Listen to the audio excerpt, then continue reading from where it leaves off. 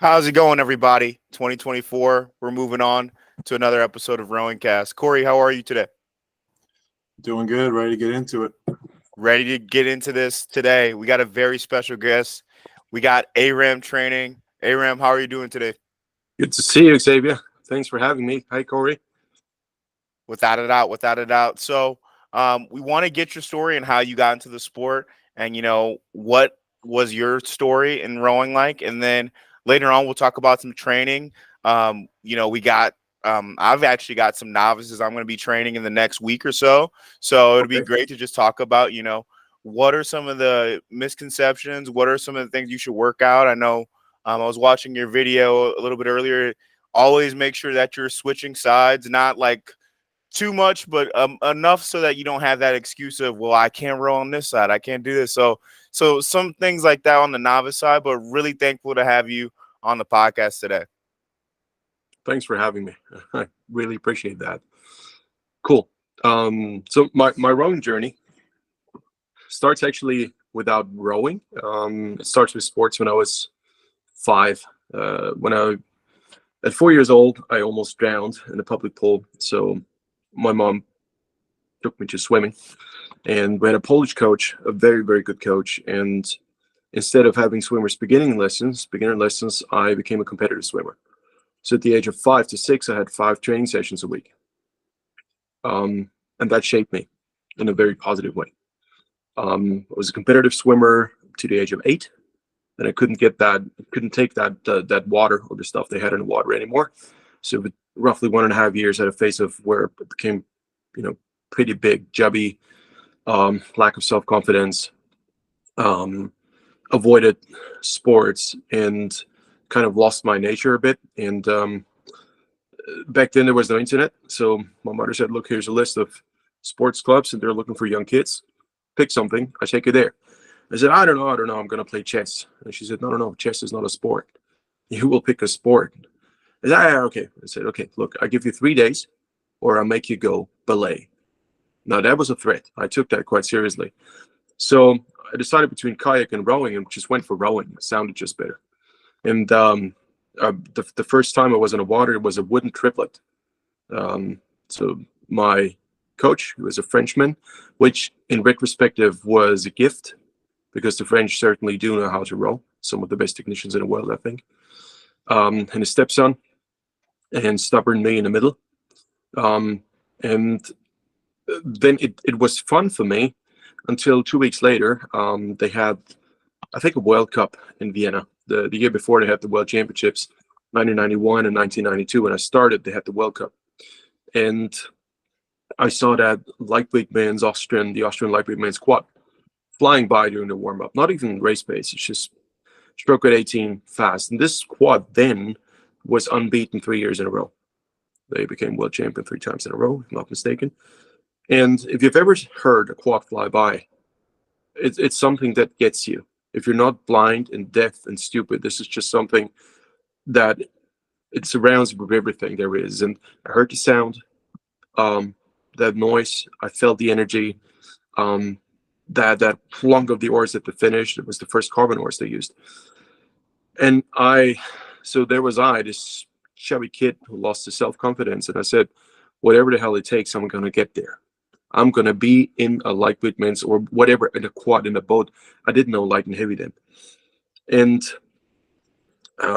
from the beginning on, coaches said and people said that I was a very good technician. So apparently I had good feeling for the boat and technique. But everybody told me I was too small because I'm now 176 centimeters. I don't know what this is, 5'10" maybe. And it was time when East Germany, for example, picked athletes by size. If you were a centimeter too small, no matter how fast you were, they kicked you out. It was the time where they could simply select people randomly. Went to schools, picked people. And I always had the impression that I was starting to row with a handicap I could not change.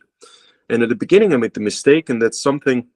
I recently started a new channel completely detached from rowing. It's tiny. It's called To My Younger Self, or To My Young Self, where I try to tell my young self things I wish I would have known 20, 30, 40 years ago. And one thing I wish I would have known was never, ever, not once, focus on things you can't change. Never. And I tried to please others. I tried to make them like me. Please, I do my best. I was an idiot.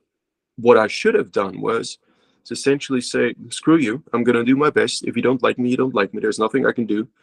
And appreciate the good coaches I had, because they were very supportive. So for the first 2 years, I stuck to that role. It was a very good technician. They even invited me to be a model for the A juniors, the 18-year-olds, when I was 12. Said, please row in front of them, just a couple of strokes. I'm going to show them. So that was flattering for me, but I tried not to build too much confidence on that because I was too small. And for the first 2 years of my rowing career, so to say, I got last. Every single race I entered, and I only raced singles and doubles. No eights, it was all singles. I didn't want to, and that sounds completely stupid, I didn't want to be last. I don't know. I didn't want to beat other people. Let's put it that way. I didn't want to be last because I didn't want to disappoint my coaches, but I also didn't want to disappoint my opponents. I said, hey, I can take that. I can take being last, but probably the others cannot. I was too social, too naive, plain stupid. On the other hand side, what this taught me, coming from a very soft background, from a very soft side, I can now find a good balance between being too hard and too soft. And I think you need both. You can't just be a tough cookie all the time. It's just, you're going to break eventually, or break others. So there was a decisive moment for me, and I think I just passed that location 2 days ago. There's a park where I live in Vienna. And I was running and jogging, and reluctantly, I hated it. And I didn't feel like an athlete, although I actually was always athletic in terms of my body and how it was built. And all of a sudden, I said something to myself I've never done before. I said, hey, you're doing 7 training sessions a week, sometimes 8. You don't go out to play ball anymore. All you do is training. Don't you want to win? Why are you doing this? And the next moment, before I even realized what happened, I talked to myself and said, I'm going to win. And the very next moment, I said to myself out loud, you freaking idiot. Start to become second last first before you think about winning. But something was stronger in me, and I said, I'm going to win. I'm going to win. So there was this chubby little kid jogging along in the park and shouting to himself and screaming, I'm going to win. I'm going to win. People were like, ooh, it's a weirdo. But with the same effort, 3 weeks later, I became U14 Vienna state champion in a double. It was the same it was the same person, but I allowed myself to become successful. And that changed everything for me. And all of a sudden, I started to make that connection between, if you do training, it's more than your physical component. When you try to become the best in a sport you can possibly be, not the best in the world, but the best you can possibly be, this is not about sport alone. This is about becoming aware of all, we call it in German, a backpack you carry with you. A backpack full of emotions, old stories, convictions, ideas, limiting beliefs, supporting beliefs. And you better get this sorted out in order to be successful. And I started to do this during training. So whenever I started now, whenever I did, for example, weights or set on the erg, all of a sudden I started to make the connection. If I take that next stroke as well as I can, this is going to make me that increment faster. And I started to work with visualization. Was a book called The Silver Mind Method. Essentially, it's how to visualize what you want to happen. And it goes very deep into this, and I use this with my athletes and teams as well, and for my own journey in life. And I started to meditate when I was 14. And then I read a book was called The Alchemist by Paulo Coelho. It became my Bible. And this slowly taught me to follow my dream and become aware that I can change things on more levels than that. And then I went, the story then was pretty quick. Worked my way up to juniors. When I was 17, my mom suggested I go to the UK for 2 weeks on a language camp. But I was so into training, so focused, that would have meant no training for 2 weeks. Impossible. I don't take time off. I don't do that. So the organization told me you can only train if you go for 6 months. I said, if that's what it takes, I do it. So I went for 11 months, and I went to the US. Wrote at Marietta High School. They were friendly enough to let me do my own thing, and college invited me to row with them. Took me on training camps and all that stuff. So there was a very open, very, very friendly community. So this is where I bonded a lot with that country as a whole. And went back, did my graduation in Austria as well, was part of the under-23 national team, went to the World Championships in the lightweight men's squad. That was my dream come true, just to find out that was one of the worst experiences I've ever had, because it was just chaotic. Randomly put together a boat, and not the way I wanted it to be, but I had ticked the box for me. And then I realized the way these national team boats, what I thought was going to be the best possible solution for any rower, wasn't the best possible solution. It was just, you qualify a couple weeks in advance, then the boat is put together, then you qualify as a boat. And I think we did a 5:52 in the under-23 quadruple scull over a 2K in tailwind, which was some 90-some 5, 6, 7% of world best time. And we trained so hard, so stupidly hard, that at the World Championships we became last. It was such a humbling experience. You give everything you've got. You essentially a rowing idiot. All you do is rowing. You're qualified. You're skin and bones. I walked by shoe stores and I thought, "Well, it smells like food." It was the leather and the glue they used. And just to find out that, hey, at the top, it's not as professional as you think it is. And this is when I decided to become a coach. Decided to change that, and this was also when I had rib stress fractures from training. We always do lactate tests, and my 4 minimals, anaerobic threshold, was 383 watts, being 20 years old, as a lightweight. That's pretty decent, and it's your low to mid aerobic level. Let's put it that way. So I was pretty good, but my ribs couldn't take it. My back, after 10 years of between, I don't know, mostly 9 to 12, 14 sessions a week, was just simply demolished from the erg, because I spent a lot of time on these ergs. So that started the Biro project. So I decided to change the rowing machine, and I decided to become my own coach. How I was going to do this, I had no clue. None at all. But I knew that this was not important. I knew that I would figure out along the way. Very interesting. So would you say in the quad, you were more worried about being qualified? I see that with a lot of crews where you're way more worried about getting qualified. You qualify, then you move on, and then it doesn't go your way. Would you say that would be the case? I personally was not worried about qualifying. There was a time where it was pretty quick. So I remember a training session that year in the single where I did 8 consecutive 1,000 meter pieces with 1,000 meters rest in between.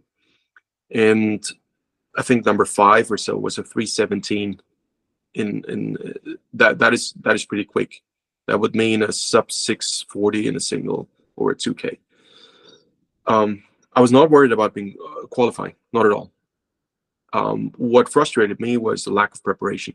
The way I would see you put a boat together is that you use force curves, you use stroke length, and that technology was out there then. There was even a company in Vienna that built boat-specific measurement systems.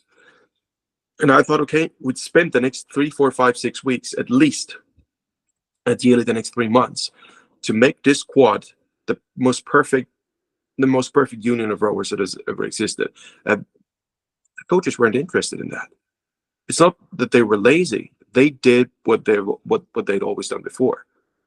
There was no innovation. There was no, okay. And I guess I meant more like a performance peak, because it sounds like, you guys killed it in that regatta, and then going into Worlds is kind of like, oh, let's hang out. Let's just keep rowing.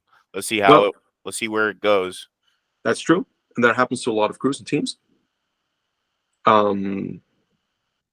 But you can, to a certain degree, you can, if you give that team enough break, it will recover and build a second peak.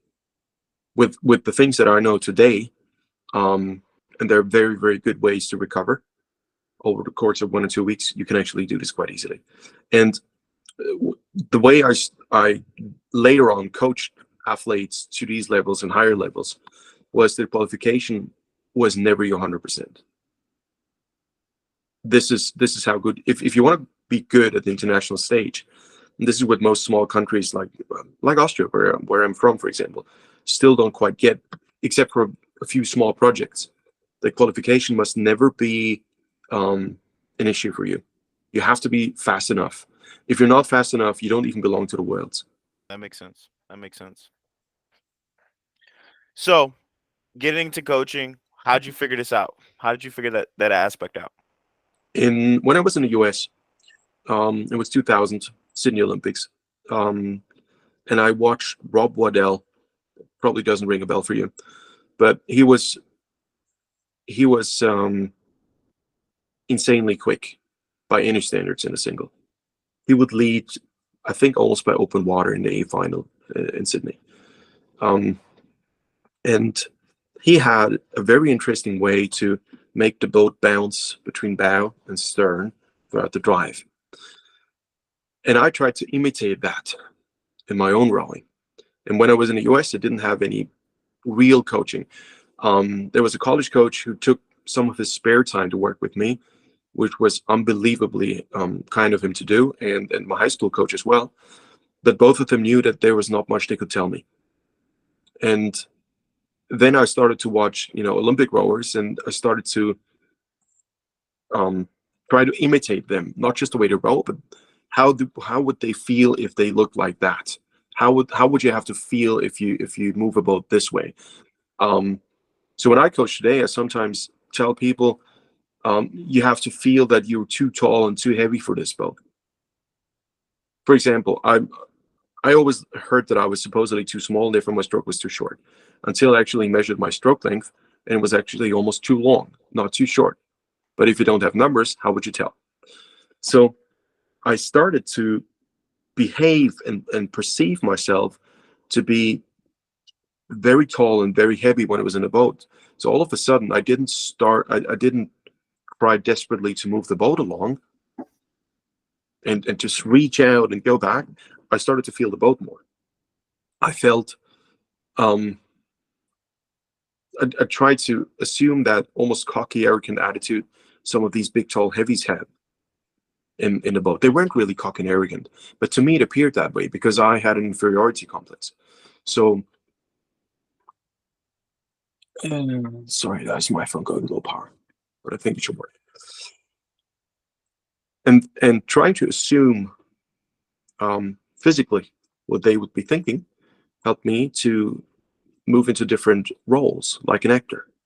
And this is what got me into that technique thinking a lot.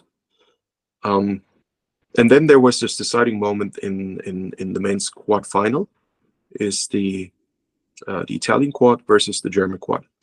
And the 2000s were still not far away from East Germany era. So you had a good mix of these athletes, and they had a very distinct style. And Germany then was, in terms of technology in rowing, advanced like no other. The East Germans actually did research, and they had worked with force curves, not as much as the women's quad, but a bit. And they had a very distinct upright style. And the Italians had that beautiful upper body swing, that almost overly aggressive finish. And there was that, as if there was a phase side by side, going almost the same stroke rate, almost synchronized strokes, 600 meters to go, and the Italians just pulled away. And yes, you could say it's down to power, but I knew the numbers the Germans were pulling. They were strong as horses. So I figured it's technique, and I studied this. I don't know how many 100 times I watched that clip then. And I came to the conclusion, you have to use body weight. And coming back then, having my national team experience, deciding not to go again, I could have gone on probably if I tried to the Olympics, you never know. But I decided it wasn't worth it for me. I wanted to see the other round. And then the Biro project started, and with that, a whole new era of discovery for me. Seeing myself row from the side, seeing my stroke lengths and force curves meant I could actually, for the first time, shape my stroke in real time. And that was, it's like a PlayStation for rowers. I started to discover what it actually meant when I slipped into these different roles. And that changed everything. And this is where I, instead of reading books, I was never a big fan of reading books on rowing. I've actually never read one. I started to discover and see what's the result if you do this and that. And then I quickly went into coaching and applied my findings. So yeah, I mean, getting that feedback instantly is huge. What innovations that have been made in previous years? We're talking about, looking at force curves, looking at our stroke length, all this. What are the innovations that are coming into now? What are the new things that are changing the game at this point? Not much. Innovation, as per definition of the World Rowing Bylaws, is illegal. So, for example, when Ian and I got together for the Rainfoil project, the Rainfoils were only allowed because it was considered not to be an innovation. So we are in an environment where innovation is actually not what we want. On the one hand side, you could say this is stupid. On the other hand side, it actually does make sense to a certain degree. The original intention was to have a level playing field for many nations. I think there were other intentions behind that as well, but bluntly speaking, a level playing field. So there's not much that's going to come into the sport. The innovations, Ian, there's an interesting series. You can check this out. I don't know where Ian's going to publish it. Probably in Rowing Zone, maybe in Juno Rowing News in a short edited version, where he went around Hindley Royal, and just asked people, what innovation in rowing do you know? How did you perceive it? Exactly your question. And the answer was big plates, bobbin oars, backwing riggers. That's it. The systems where you see your force curves have been in place almost 2.5 decades ago. The East Germans had that. They had a display in the coach's lounge, and Jutta, the German coach, could actually see the force curves of the rowers. There's really not much going on. So let's talk about this aspect. So going throughout that project, like what were you able to find in your stroke that what were some areas of improvement, I guess would say, in your stroke? And it's also kind of crazy to think about as well that, as a younger rower, you were known as this like technician, and then now like later on, like you're legitimately like this technician in rowing. From the inside, you never perceive things as they are perceived from the outside. So thanks for the compliment, but I don't see it that way. For me, I'm on a journey, and I don't know, by far, I don't know enough. What the biggest findings for me personally was you have to control your pelvis. That's one of the most central points in rowing. Like a golf swing or boxing, the motion, if it involves the entire body, it originates in the middle of your body. So you better be able to control the middle of your body. When people tell me I have tight hamstrings, I say, okay, you lack commitment. You can't have tight hamstrings and be a good rower. There might be exceptions, as we just saw at the Olympics. Technique doesn't always win. But if you have equal physical capabilities, I'm not talking about height, I'm talking about strength and endurance, technique will win. And having tight hamstrings just is not an option. You have to stretch. You have to have mobility. I've put this mobility video out on YouTube a couple of years ago, where there's a really delicate hip motion, which I actually got from dancers, from Latin dancers. If you have to be able to perceive where your body is. We've got something in our body, it's called the proprioceptor. Essentially, it's sensors in the body signaling to the brain wherever your body part is. And if If you always, let's say you do biceps curls, you always do that. Eventually, the brain believes, today I'm going full range. Until you do that, and then you teach the body, oh, this is full range. And the same goes on with mobility. So the first thing is pelvic mobility. The second thing is rowing is a game of tension, not a game of motion. It sounds maybe weird and awkward, and I heard that many years ago, and it didn't make sense to me. Now I understand that much better. When you're at the catch, if you want to use body weight, which is the most important thing you have in rowing, then you have to be able to use muscles which are capable of harvesting the body weight effect. So you would probably use the biggest muscles you've got for the job. How do you use them? Not by contracting, but by stretching. Doesn't mean you have to dislocate your shoulders, but you have to know which muscles roughly there are. You don't need to know all of them. I certainly don't. But I know, for example, that the latissimus dorsi is a pretty big thing, and I should be able to get it under a bit of a stretch. And the question is how you do this. We're certainly not going to the catch and trying to do that.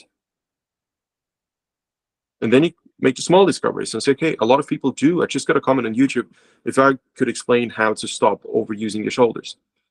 Well, the problem is, the root of that problem lies in the legs. If people are coached to have a hard leg drive at the catch, it will overload the rest of the body. I just posted a picture simply because of ego reasons, if I'm honest. I did a 500 kilo leg press. That's 1,100 pounds roughly. And there's no way on earth I can do 1,100 pounds deadlift. I just can't do that. So if I go full send with my legs, it's very likely my back's going to give in. And therefore, I have to be pretty cautious with my legs. So it's not that my legs define how the catch is. What actually defines my catch is how can I get that part in the stretch? How can I hold my position? How do I have my hands stable? Not because the blades tell me, but because it's a perfect position for my body. And my legs work on demand. Changing these approaches helped me tremendously. And then there was one very important thing. You have to move the boat, not yourself. And I've rowed on steady concept 2s before, and then concept 2s on slides and RP3s, the very early ones that were called Row Perfect, and that never gave me the same idea as when we had the first Row prototype on slides with all the weight. It was significantly heavier than all these machines. And all of a sudden I understood that much better. If I don't want to hit the front or back end, I have to control that boat from my hip again. And it starts at the finish. So there are two things that entire rowing stroke seems to be shaped around. The first one is control the motion of the boat with your body weight during the recovery and during the drive. You can accelerate the boat a second time, not just during the drive, but also during the recovery, because you are heavier than that boat. So if you understand how to use your body as a mass anchor, you can contract it a bit, not endlessly, but quite a bit. And the second thing is, when you do the drive, it's not about killing it at the catch, because that's going to kill you. It's about suspending yourself so nicely into the catch that you can harvest the most potential when the oars are in the best possible position to move the boat around perpendicular, just before. And you don't even have to kill it mid-drive. You just have to elegantly set free your body weight. How do you do this? By suspending it into the drive right from the get-go. How do you do that? You take your time. And that contradicts the idea of having an aggressive, fast, hard, deep catch. And actually leads to the idea that the catch must be direct. There must be no waste of motion. But it's nothing you can forcibly make quick. Yeah, and when you mention the stroke being a game of tension, I really like that word because like recently I've noticed like coming from the catch and swinging back is kind of just like a catapult, right? You're prepping that tension and you're holding on to it just so at the very end you can swing that last bit of your body weight at the finish. And I really like the way you put it after watching your videos, how you have that tension. It's always that constant tension and using that tension to your advantage. I also want to ask, what are some things that you see other programs doing, whether it be like a drill or a certain way of doing things that you just see as something that's hurting the boat? Like what do you see that is just completely against your way of coaching? There are quite a few. The biggest issues I see with technique drills is a fast hands away. If you go for a fast hands away, it's like you tell the boat to slow it down, and most coaches don't realize that. I was coached to have a fast hands away as well, and the effect of that was that the moment you shoot your hands out, you need to prepare for that. So if that's a drill, and you just imagine a novice 8 or even a varsity 8, they all want to please the coach. They all want to show that I'm going to do it best. Coach, you're not going to miss me in that boat. So then what they do is they come in and already here it's that hands away. So they never stop. They never suspend all the way into the finish, because what it does is it triggers the wrong tension in the body. Let's say you come into the finish, let's say sculling, and then you shoot your hands out. Most people do it that they fully extend their arms. If you fully extend your arms, the delts go. They're too tight. If your delts are too active, there's no way you're going to stretch the lat. So all the tension is in the top of your trunk. And if you want to have tension in the top of your trunk, it's almost guaranteed that you will have no firmness in the bottom of your core. It's either the top or in the bottom. Why this is the case, I haven't found out yet. But what I can tell you is that this is absolutely the case. So what needs to happen is when you're at the finish, you need to essentially let the boat go where it is, and in low steady state, have a pause at the finish. Now, this pause at the finish thing is a hugely debated issue, because people often think that you should have a pause at the finish at stroke rate 30. But I ask myself, how? How would you like to do that? How fast would the entire cycle have to be? So it doesn't really work. So what you have to do is tap down, feather, maybe here or a bit farther out, hold. As a coach, we can check then is what are the body positions of your athletes? Have they seriously tapped down? Because the thing is, you don't stabilize the boat during the recovery anymore. There's not much you can do. Either the tap down, so the exit of the blades, is synchronized and stable, or it's not. This is where you set the boat. So naturally, you want to have the pause there. It just brings everybody into the same, brings everybody on the same page. This is where we need to be perfect. And no, you cannot sit like a slouched couch potato at the finish. You need to have some control over the boat.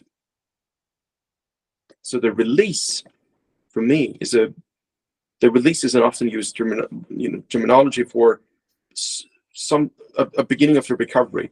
The question is, what do you actually release? And in my opinion, you release the tension from the top of your core. Tap down, and then you start to release tension in your wrists, naturally following elbows, shoulders, and then you end up with that. So in sculling, I coach my people that you have to pretend your hands are tied together. You release tension. Now your shoulders start to loosen up. Now you start to pull forward. If you have loose shoulders, you can start to pull on your lats. If you didn't have loose shoulders, how do you want to do that? If you do this, good luck pulling your lats. It's not going to happen. So whenever people have fast hands away, what happens is that their low backs become round. And there's no way you're going to catch up on that. And another drill that is often done in a way that is counterproductive, it's per se a very good drill, but often done in an ineffective way, would be to say, okay, we row square blades. And the Italians in the 90s, some of their boats never fully feathered their blades. They were always like in a 45-degree angle. It looked pretty weird, but they said they saved time squaring. It's funny because it's that typical impatient Italian thing to do, but this is a good way to look at it in terms of rowing square blades. You use your blades like shock absorbers. So yes, you have them square, stay away, pop, they're flat, put it back up. Pop, they're flat, put it back up. You're not too rigid. If you're rigid, people stiffen up, and then they never learn how to move their hands. So square blade rowing could be done for entire recessions. There's nothing wrong with that. This is when I was still rowing a lot, I did entire rowing sessions with square blades because it's much more comfortable. You don't need to focus on squaring and feathering. Your hands, your wrists are always loose. It's just beautiful. And if you then make the transition from making sure your blades don't touch the water to actually having the right looseness and tension and pre-stretch in your body with square blades, then you're on the right track. This is how you should do this drill, not having square blades for the sake of beauty. It's really not worth it. You know, I hear you talk a lot about like different ways that like rowers learn in terms of like for the coxswain or maybe for the coach. I would definitely say I'm more of like the boat feel and visual. Like I didn't at times I was kind of like you know, you got to stay focused in the boat. You know what I'm saying? Like I needed like horse blinders in terms of racing in time, but when we're rowing by sixes or we're rowing by eights and I just needed to look out just to see what my blade was doing, I needed that every once in a while. Can you go over those different styles and, you know, how you would, you know, communicate to them? And then second is just a clarification question from your backstory. Were you at Marietta in Ohio or Yes. Marietta in Georgia? Oh, sweet. So yeah, me and Cory always raced in Marietta. So Really? I was even recruited to row at Marietta College. So yeah, because we're from Cleveland, and he coaches in Columbus, and I coach in Cleveland. So really cool to hear. Small world. Cool. In terms of coaching, so this is interesting, especially if you approach an 8 you've never worked with. The larger the group of people, the greater the diversity of communication channels. There's something you probably know from it's called WACOG. So you can be visual, auditory, or kinesthetic. And good rowers are usually a fair mix of all three. And nevertheless, everybody has a bit of a different way to communicate to themselves. So when I start to work with an 8 I've never worked with, what I start to do is deliberately trigger different sensations. For example, I would have them close their eyes. For some people, this would mean panic mode. If they can't see, they can't communicate, so it would become panicky. That's okay. They can leave their eyes open. I understand immediately what type of people they are. I don't force them to do anything. And then I say, okay, close your eyes and feel how you do the recovery.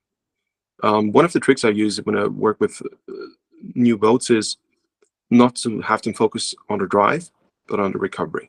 If you can synchronize the recovery, the drive is going to be much better. And the recovery is essentially a 2-part motion. The first part is moving yourself. This is hands out, arms 80% bent. If you do sweep, outside arm 80% bent. Keep a bit of looseness, or 95% bent, but heavy elbows. Rotate your pelvis. It's called rock over because you rock over your hip joint. Feel a bit of stretching your hamstrings. And then lock your upper body and pull the boat underneath yourself. And feel when the catch comes closer. I deliberately don't say when you go to the catch, but when the catch comes closer, how the oarlock coming closer pushes you into the catch. So a lot of people, that's confusing. But if you take away the supposition that you have to reach forward and tell people it's okay, you just pushed out. You don't have to disintegrate as a person just to make it to a decent catch. No, you don't. If it's not a comfortable position for you, you can't reproduce this every 2 seconds, which is a stroke per 30. So that's the first thing. Then I would change there are a couple other things you can do. Then I would change my wording and say, okay, If you want, close your eyes. If you don't want, you can leave your eyes open. It's all up to you. I want you to listen to the sound at the finish. Is it 1? Is it 2? Is it 3? Give me a number. And I want you to listen to the stroke. And I only want you to measure stroke. Don't care about the person in front of you. Your point of reference is the stroke. I want you to produce the same noise as he does or she does. This is how I triggered the auditory people. It's very difficult to explain anything to them in terms of, do you feel that? No, they don't. Do you hear that? Oh, okay, that's my language. And then the third is, if you have visual people, I deliberately ask him, hey, have you seen what your blade's doing? I know. Okay, look, picture an airplane, how it lands. And would you like it to bounce off the runway just to hit it really hard back again? So, of course, you want to have your blade have a precise landing. There's exactly, airplanes have ideally a very short stretch where they should touch down. The same with the blade. It should be, and don't focus on the blade, focus on the shaft. And that shaft should have a continuous downward motion to the catch. And I make them watch that blade. And if they can't look out and row at the same time, they need to practice that. It's perfectly okay to look out. Some people need that to become better. There's no benefit in forcing people to do something that almost forbids them to use their full potential. When you're trained to just, keep your eyes forward and just dial in on the people in front of you, I think that's great for in terms of focus and all that. But at the same time, if you're just doing that 100% of the time, then you don't even know what your oar looks like. You don't even know what your stroke is. And I mean, that's the great benefit of being able to show video to athletes, is they get to see a whole nother perspective. But I think you need to be able to have a viewpoint of every perspective you could possibly get, because that's the difficulty of the sport, is being able to communicate what athletes need. You have to get your own boat to get out on the water with them. You have to get video and show them on land. You can't show it to them immediately on the water. So, yeah. So when I do camps, I do at least 1 or 2 sessions on the by rowers, quite often with the camera right next to them. So you would see yourself in real time, and you would see your force curves. That's just my experience, how I learned to row. I've been rowing for 10 years when I started to do that, but that was when I really got to understand what I actually do. So I found this is by far the fastest experience you can offer to anybody, if you can shape what you're doing in real time. There's nothing more frustrating than having a full video analysis when you're relaxed and you're not tired. The interesting thing is to know when you are tired, when you are, let's say, in a high lactate state. There are teams that have perfectly matching force curves and stroke lengths until their lactate state is just through the roof. And then this is not one team anymore. They fall apart. So, question I was going to ask you is about novice training. In terms of novice training, what do you think are the best drills, or maybe the best concepts to get across, so that they don't create bad habits within, just the overall movement, whether throughout the recovery or, blade entry, whatever you think you think is the biggest thing to focus on for a novice crew? Couple points. The first one is, the smaller the boat, the better the quality. You don't learn to row in big boats. It's fast, but it's not good. I realized that when I came from a small boat background, rowing in the US with my team, and I loved my team, but many of them had never rowed a single or a pair. And I think every rower has to master the single for a number of reasons. But there's no way around. You don't have to be the world's best single scholar, but you have to know what you're doing. You have to learn to understand what your responsibility is in that boat. And if you don't understand that, you can always blame somebody else. You can't blame anybody in a single, And the next step is learn to row the pair. These are the most important things, quite often overlooked. I understand not every program has 50, 60 singles. There's not enough space on the water. Well, just rotate them around. At least one session per week in a single. That's a good start. And also compete in a single. If you don't know how to compete in a single, you've never learned to fight for yourself. Second thing,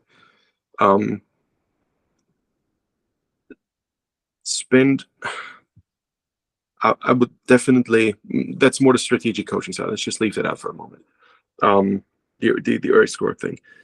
Technique, on the technique side, teach people how to use the weight of a blade. So the most important thing about the catch is not to put the blade in the water. The most important thing about the catch is to connect it with the water. Connection is a horizontal motion until it doesn't move anymore, ideally. And this is what athletes should focus on, to prevent vertical motion as much as possible. There's a guy you should interview. It's super interesting. His name is Rich Keyser. He's a Nashville high school coach. And he really knows his stuff. It's very, very good.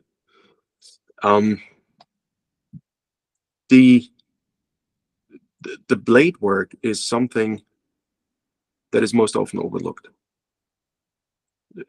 The blade clearance, many athletes don't understand why blade clearance is important. It is important because if you don't have blade clearance, you cannot prepare your body. It's not about the blade, it's the body. You get the wrong tension. You cannot roll fast with blade work that is not good. You just can't. Therefore, blade work is something where you have to be a drill sergeant, a very friendly, polite drill sergeant, and not let people come away with anything that is not perfect. It's like the entry ticket. If you don't have this, there's no way you're going to be really successful. You might actually win something. You might actually be on top. This is possible. They say amongst the blind, the one-eyed is king. But if you have full vision, which means your blade work is flawless, spot on, and athletes understand that they are looking for, at the catch and scouting, for example, for that motion up and out and not forward and down, then you have a team of athletes who can actually use their bodies to their full potential. This is absolutely important. The next thing is rhythm. People need to understand rhythm. So I coach novices to have a distinct pause at the finish. Without a distinct pause at the finish, they never know when a stroke is over. It's a never-ending, no, over. Where should I have precision, coach? Here. I want you to be perfect at the finish, okay? Tap down, upper abs out, transverse abdominis in deep muscle. Therefore, engage. They don't know that. They'll need to know that for now. And then tap down, hands slightly out, and then your blade should be like in a book. I should be able to take a picture and show other people how to do it. This is where they should have precision. And that's how you synchronize a boat, through that pause at the finish. Later on, that pause will go away naturally. You don't even have to teach them. I've never seen anybody doing a stroke rate 40 with a pause at the finish. It just doesn't work. What is left, though, is the precision. You've worked with, people of all shapes, sizes, ages, and all that. What are some consistencies between a majority of athletes, and then what are some inconsistencies? I'd say the greatest consistency is a lack of pelvic control. Mm-hmm. A great consistency is the more successful a rower is, the stronger a rower is, the worse the technique is going to become, and the less it is likely you're going to be able to change this for the good. It's not impossible, and every bit you can change will make that person significantly faster. But there's a lot of reluctance amongst very good athletes to change anything for two reasons. If they change something, there's a chance they will become slower in the short run just to pick up more speed in the long run. And as many good athletes are in the cycle of consistent um, need to prove themselves to coaches. There's no time for development. That's a consistency. It's a pity. It's a systemic issue we have here. It's not the athlete's fault. Sometimes it is the athlete's fault. I've coached very, very good single scholars, top 10 in the world, in the lightweight section. They were simply reluctant to change technique because in low steady state, that worked. I had an under 23 single scholar. As an under 23, he was top 10 in the world overall speaking, but he was reluctant to change some absolutely major things about his body position. I had coached him from beginning on, but his technique has progressively become worse, because with every watt you become stronger, you think you're strong enough now anyway. So when he went steady state, he was going with the doubles and quads. I remember at World Championships and World Cups, he would easily be up there with the doubles during training, not even trying hard. It was super easy for him. He went to 202 split in low steady state, including turns. That was absolutely outstandingly fast. And his best in a single was a 653, which is also very quick, but it was lacking the last 8, 9, 10 seconds to make a new world best time. And this is not possible if you don't dare to take that last step. And this is where you have to try. He's learned. He's learned. He's a great guy, and he's rebuilding his stroke now. He's doing a slow comeback. But that's certainly a consistency among very good athletes. And this is why, for example, you see at the Olympics, I don't know how many people have bent arms. And you can't blame the coaches. I'm sure they do their very best, but it's just impossible. And they're still fast. Then a consistency I see amongst masters is a lack of mobility. And you cannot be a good rower as a masters rower and have a lack of mobility. No, you need to stretch. Sorry, you need to stretch after every workout. No, you shouldn't just do the basic stretches. You stretch your low back. If you don't know how to stretch your low back, Knees Over Toes guy has an excellent video, How to Stretch Everything I Know About the Low Back is the title. And he doesn't include everything there is, but it's super. It's quick, comprehensive. You don't have to do his extreme stuff, but you just, stretch the hip from the bottom up and top down, and everything around it, glutes, hamstrings, and so on. Hey, you're going to be a much better rower because you can actually move. That's a consistency I see. The consistency I see between junior boys and junior girls is junior boys, there are two types. The accelerated developers, physical developers, they're tall, strong, big when they're young. 14 years old, look like a grown-up man. They're done with their development. And they're called talents. That's a systemic issue because the moment they have to start to work for success, they usually can't.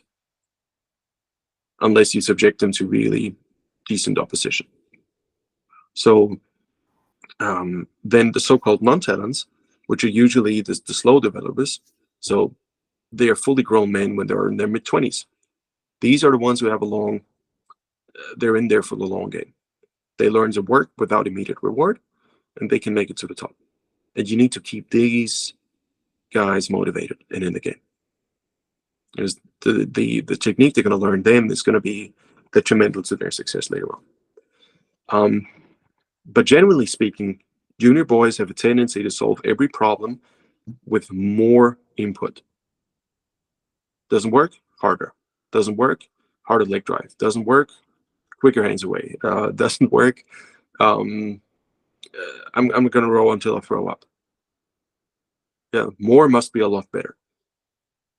But boys are in there usually for the adventure and for that kind of stuff.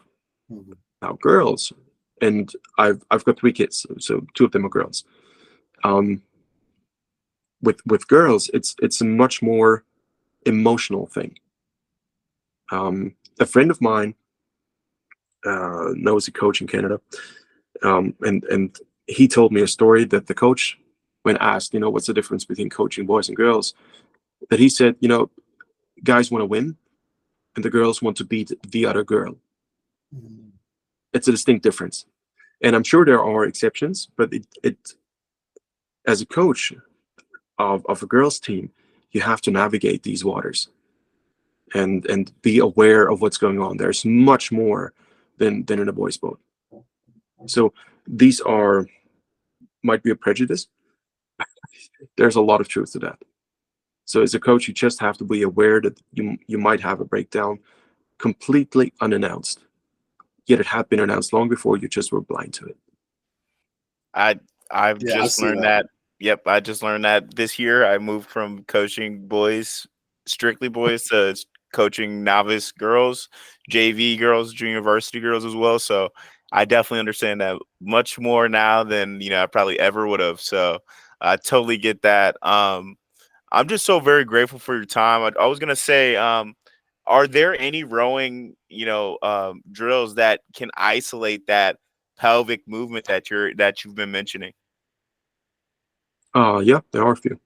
So the first one, for example, is you're at the finish, and instead of trying to bring your upper body forward, you try to rotate the pelvis so that your entire upper body goes off the seat. This is something that derives from belay.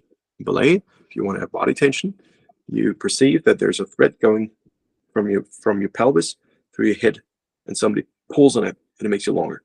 Now in rowing, we must not get the chest out and must not get the shoulders back, because we need to stay loose and mobile. So what we need to do is engage a deep muscle called transverse abdominis. It's like a tank top without the top part. And this is essentially our substitution for the bone structure that we're lacking. So my drill is, and again, you have to phrase this in an auditory, visual, and kinesthetic way, to teach people that the first thing you want to do when you rock over is you don't go forward, go up, and you try to extend that. It's a metaphor you can use is to try to, when you wear a pair of low-rise jeans with a belt, you try to tilt the belt forward and you try to extend it up. Another metaphor you can use is to say, okay, you try to angle not your back but your belly, because if you angle your belly, the ventral chain, the front of your torso, then it's probably more natural to activate your deep muscles through the ventral chain than through the dorsal chain. So the thing about your deep muscles is you cannot really activate them voluntarily. They're there to avoid twisting and rotation of the core. So in order to get them into the equation, you need to use tricks. And one of these tricks is to activate superficial muscles, which you can trigger, which are very close by. And to me, it seems it's easier to activate the front of your torso. So instead of making it tight, make it long. And making it long is not just a drill, it's a technique focus. But it's important when people do that you watch their chest and shoulders, so shoulders and chest never go out or back. And that's something I should probably add to the girls and boys thing. I personally think it's easier to work with girls because girls don't solve every issue with more power input. Because they're usually seeking harmony more, they feel more what's going on. Unless you have boyish girls who think they have to rule the world because they are now entitled to do everything. Yes, but eventually girls have a very, very good soft way to sense what's going on, and it's much more fruitful to explain things to young ladies. It's at that age you usually also have the much better technique. Definitely much better technique. And but boys are poor. There's so many hormones. What do you want to do?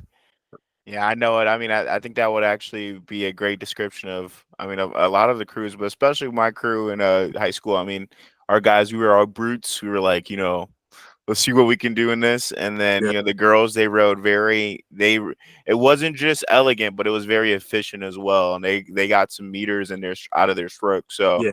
It was actually funny this one year. We had trained the whole summer. We were like, we're actually gonna have to find this boat field. So we got in small boats, and then we moved up from a 4, and then we got all up to an 8. And when we got back for an 8 training in our fall session, we were actually getting meters off of our strokes, and we did a piece with the girls, and they had to stop rowing because they were just like, we've never seen you guys row like this ever. They were like, it was almost like they were, they were definitely clowning us, don't get me wrong, but it was like, oh, okay, now we understand, how to really row. So yeah, it takes some time, but hey, we don't want this to be the only, podcast that we do with you. We really appreciate it. We wanted to hear your story off, and then grab a little nugs here and there, especially while, we're starting out the season. So we really appreciate you, man. And Cory, you got anything? No, I just want to say, really appreciate you coming out. Or really, I want to hear a little bit more in depth of that powerful story leading up into your need. It sounds like a need to like make this sport better, find what makes this sport work. I really appreciate that. So hopefully we can dive deeper into that in another pod. But yeah, really appreciate you coming on. Yeah, thanks for having me. Absolutely my pleasure. Happy to come on again. And yeah, your podcast is great. You got great guys on there. I feel honored to be part of that. And if there's anything I can help you with, just please let me know. Thank you.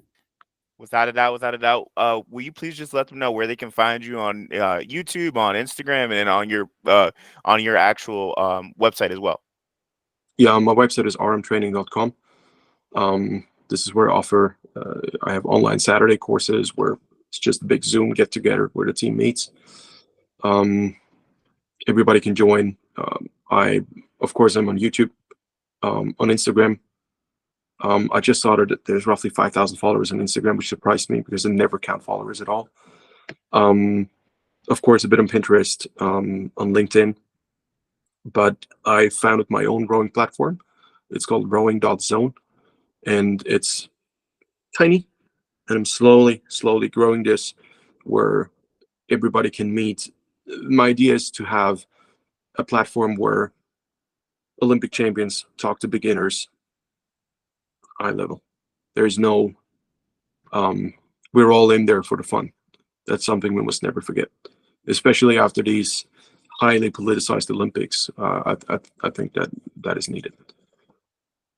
Without a doubt. And what I think is crazy? I think that in the rowing field, especially in the rowing community, that can actually be done. In so many sports, there's a lot of different levels to it, and you're not going to reach that Olympian. You're not going to reach that high level, right, person in the sport. But I think in the sport of rowing, that definitely could be done. So, I mean, claps to you on that. So that's pretty cool. And then, we really just are thankful for your time. So thank you very much. It's great to meet you guys. All right. Take care. Take care. Bye-bye.